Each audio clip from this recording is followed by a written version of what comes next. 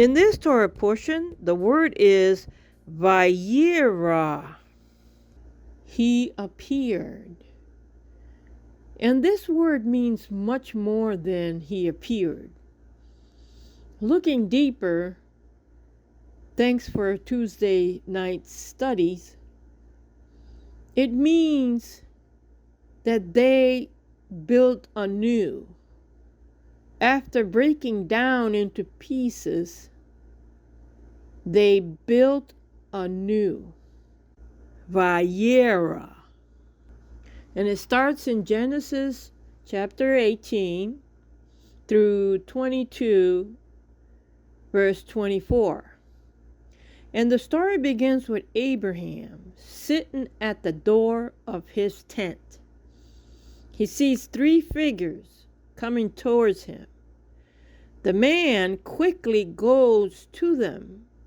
He bows down and offers them water to bathe their feet, shade from the sun, and food and rest. This hospitality was accepted by Yah. This type of hospitality should have been given to our Messiah by the Pharisees in Luke chapter 7, verse 36. When the Pharisee desired our Lord that he would eat with them, it was through a grateful woman that brought an alabaster box of ointment and washed the Lord's feet with her tears and anointed him with the ointment. The same hospitality Lot showed to the two who were sent by Yah, and he was saved. Abraham waited on them, and Yah asked, where was Sarah? That's when Abraham was told something so fantastic. Yah said, I will return to you next year, and Sarah will have a son. When Sarah overheard what Yah said, she laughed. When Lot told his two son-in-laws to leave their city because Yah was going to destroy it, they laughed. In Luke chapter 11, verse 44, Jairus paid professional mourners to mourn for the death of his daughter. When Messiah came and told the mourners that she was only sleeping, they laughed. It's a natural reaction, hearing something that makes no sense and impossible for man. It's funny. It's only when a person believes that Yah is, and he is a rewarder of those who diligently seek him, that it's possible to have that substance of things hoped for in them to believe, and can see without their natural eyes the evidence of things not seen. In Hebrews chapter 11, there is a list of men and women who with great faith believed in Yah with their whole heart. Yah sent two to Sodom and Gomorrah, but he stayed behind to speak to Abraham. Yah singled out Abraham because he honored Yah and taught his children and all his house the ways of Yah. Yah revealed to Abraham that Sodom and Gomorrah were going to be destroyed because of their sinful, unjust practices towards people. Doing what is just and right elevates. In Abraham, honoring Yah's ways and caring for people elevated him. An example to us all on hospitality, Abraham confronts God and asks, will he, the judge of the whole world, not act justly? Will the Almighty destroy the innocent together with the wicked? This Torah shows that the moral and spiritual path that folks choose determine their future. Abraham asked if 50 were innocent in Sodom, would Yah destroy them? Yah said no, he would not. Abraham went down to 10 people. Yah still said no, he would not destroy that city. We serve a just God. Abraham was concerned for those who were not part of Sodom wickedness.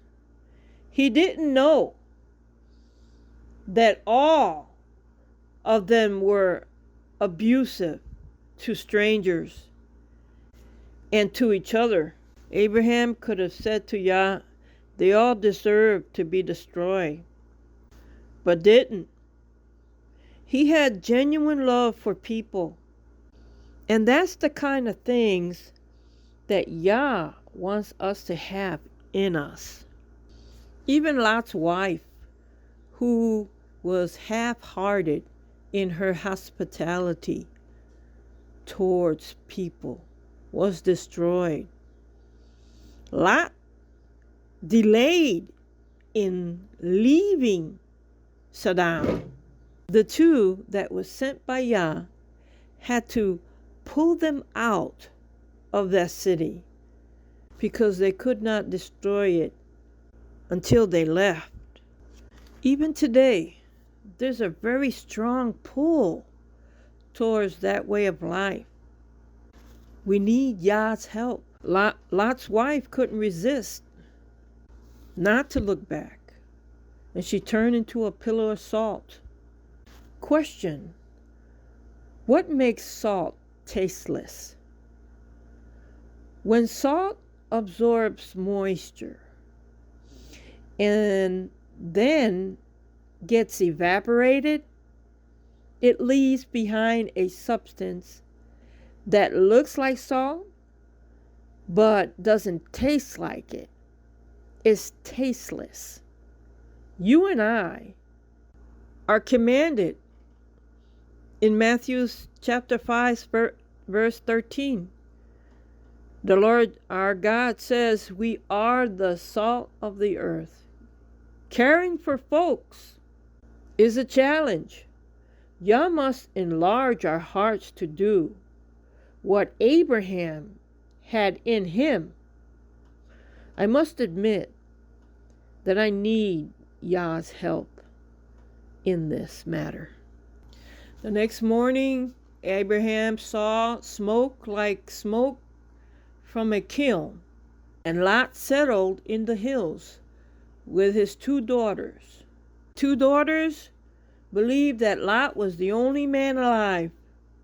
The older bore a son named Moab, and he was the father of the Moabites.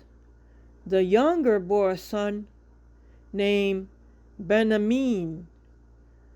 He was the father of the Amorites. Abraham journeyed to a place called Gerar. There he met King Abimelech. Abraham thought there was no fear of God in that place, and they would kill him because of his wife. So Abraham told the king that Sarah was his sister. The Lord came to Abimelech in a dream because he took Sarah. The next morning, Abimelech took sheep and oxen and made Abraham a rich man and restored his wife Sarah to him. Abraham prayed for Abimelech so that he can bear children, because Yah closed every womb of his household. Then one day Sarah had a son, just like Yah said.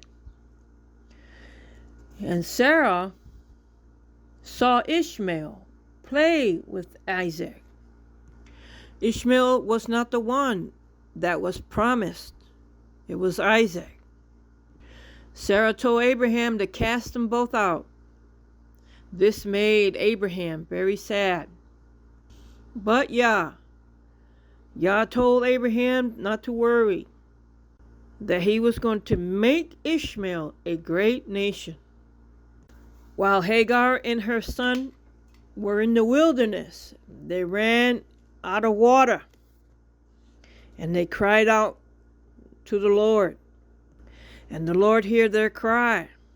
The Lord hears our cry also. When we cry out to him, he hears. Now God opened Hagar's eyes and made her to see a well of water. Yah is still doing this today, opening eyes so they may see his living water.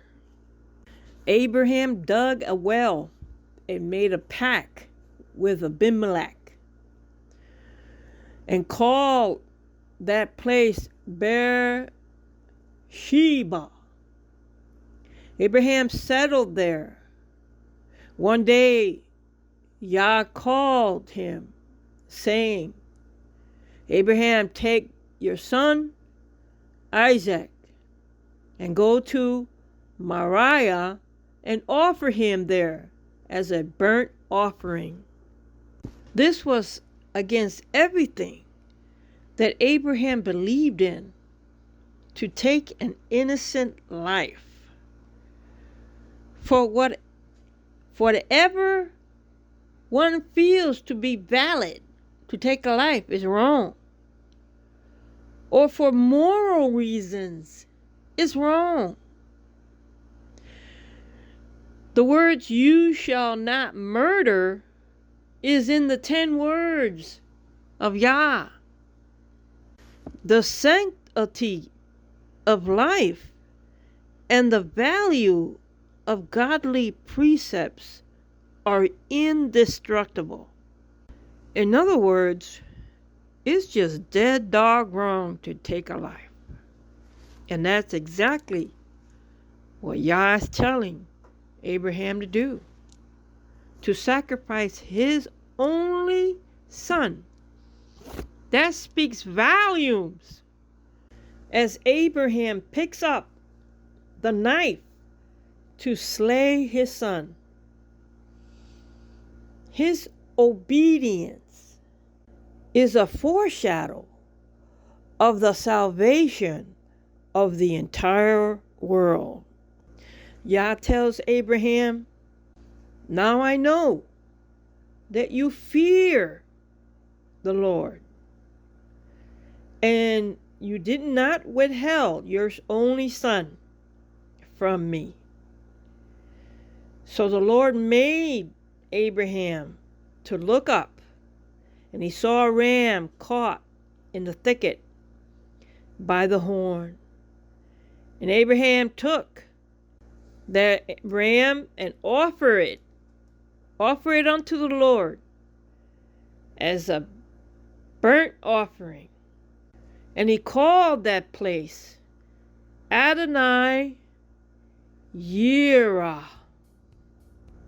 The word is Vayireh.